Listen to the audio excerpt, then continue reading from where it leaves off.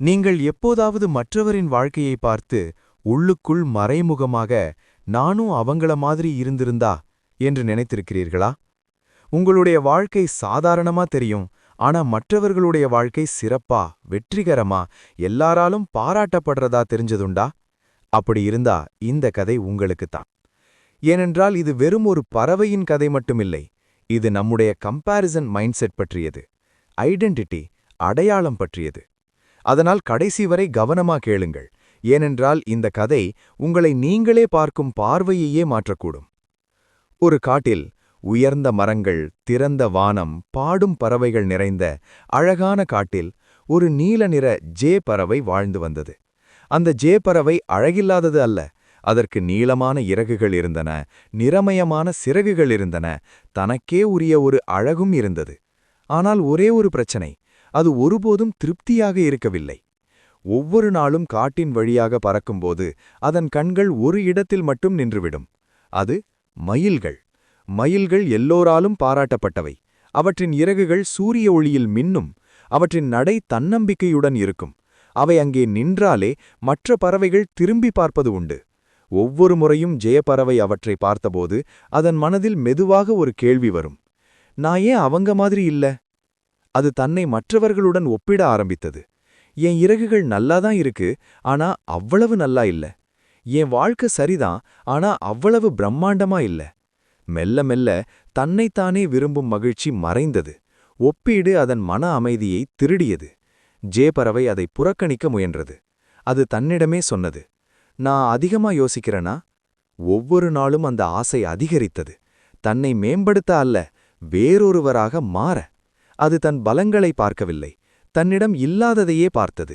அங்கேதான் பல வாழ்க்கைகள் உடைய ஆரம்பிக்கிறது. ஒரு நாள் ஒரு திறந்த இடத்தின் அருகே பறந்து கொண்டிருந்தபோது ஜே பறவை தரையில் ஏதோ ஒன்றை கவனித்தது. அது மயில் இறகுகள். பிரகாசமான மின்னும் மயில் இறகுகள். அதன் இதயம் வேகமாக துடிக்க ஆரம்பித்தது. இதுதான் என் வாய்ப்பு என்று நினைத்தது. அது எல்லா இறகுகளையும் சேர்த்தது, அவற்றை கவனமாக தன் வாலில் கட்டியது, தன்னைத்தானே பார்த்தது. முதல் முறையாக அது பெருமையாக உணர்ந்தது.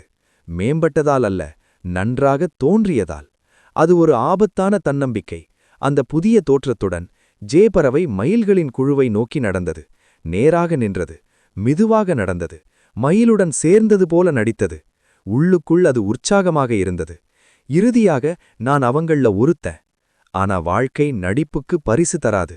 மயில்கள் அதை கவனித்தன. முதலில் மௌனம், பிறகு சந்தேகம். ஏதோ சரியில்லை. அதன் நடை அந்நியமாக இருந்தது. அதன் குரல் வேறுபட்டது. அதன் ஆற்றல் பொருந்தவில்லை. அடுத்த நொடியே அவை தாக்கின. இறகுகளை கொத்தி இழுத்தன. ஒன்றொன்றாக கிழித்தெறிந்தன. சில வினாடிகளில் அது கடன் வாங்கிய எல்லாவற்றையும் இழந்தது. பெருமை வலை மாற்றியது. மாயையை உண்மை மாற்றியது. ஜே பறவை உடைந்தது, அவமானப்பட்டது. ஜே பறவை தன் சொந்த கூட்டத்திடம் ஓடியது. ஆனால் அங்கேயும் அதற்கு ஆறுதல் கிடைக்கவில்லை. அதன் நண்பர்கள் கோபமாக இருந்தனர். தோல்விக்காக அல்ல, தன்னைத்தானே மறுத்ததற்காக. முதன்முறையாக ஜே பறவை உண்மையிலேயே தனிமையாக உணர்ந்தது. அமைதியாக அமர்ந்தபடி, சிதறிய இறகுகள், உடைந்த அகம்பாவம். அந்த நொடியில் ஜே பறவை உணர்ந்தது. அது தோற்கது போதாமையால் அல்ல, தான் யார் என்பதை மறந்ததால். அது ஒரு கடினமான உண்மையை கற்றது. கடவுள் ஒவ்வொருவரையும் அவரவர் விதத்தில் அழகாக படைத்திருக்கிறார். இதோ இங்குதான் இந்த கதை உங்களை பற்றி மாறுகிறது. எத்தனை முறை உங்கள் பயணத்தை மற்றவர்களின் ஹைலைட் வாழ்க்கையுடன் ஒப்பிட்டிருக்கிறீர்கள்? மற்றவர் பிரகாசிக்கும் போது நீங்கள் சிறியவராக உணர்ந்ததுண்டா? எத்தனை முறை தனித்திருக்காமல் சேர்ந்து போக முயன்றிருக்கிறீர்கள்? நாமும் கடன் வாங்கிய இறகுகளை அணிகிறோம். போலி தன்னம்பிக்கை, போலி வாழ்க்கை முறை, போலி வெற்றி. ஆனால் நடிப்புக்கு எப்போதும் ஒரு விலை இருக்கும். மதிப்புள்ளவராக இருக்க வேறொருவராக மாற தேவையில்லை. தகுதியுள்ளவராக இருக்க அங்கீகாரம் தேவையில்லை. முக்கியமானவராக இருக்க கைத்தட்டல் தேவையில்லை. உங்கள் தனித்தன்மை பலவீனமல்ல, அது உங்கள் சக்தி. அதனால் இதை நினைவில் வைத்துக் கொள்ளுங்கள். நீங்கள் யார் என்பதற்காக ஒருபோதும் வருத்தப்படாதீர்கள். மற்றவர்களை கவர உங்கள் அடையாளத்தை கைவிடாதீர்கள். உங்கள் தொடக்கத்தை மற்றவர்களின் நடுப்பாதையுடன் ஒப்பிடாதீர்கள். ஏனென்றால் நீங்கள் யார் என்பதை ஏற்றுக்கொள்ளும் அந்த நொடிதான் உங்கள் உண்மையான வாழ்க்கை தொடங்கும் நொடி. அதுதான் இந்த கதையின் உண்மையான நீதி. இந்த கதை உங்களை தொட்டிருந்தால் இந்த வீடியோவை லைக் செய்யுங்கள். இந்த மெசேஜ் தேவைப்படும் ஒருவருடன் ஷேர் செய்யுங்கள்.